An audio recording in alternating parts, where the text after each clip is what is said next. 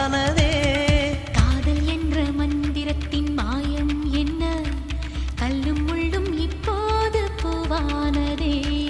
வானவில்லின் துண்டொன்று மண்ணில் வந்து யாருக்கும் சொல்லாமல் பெண்ணானதே.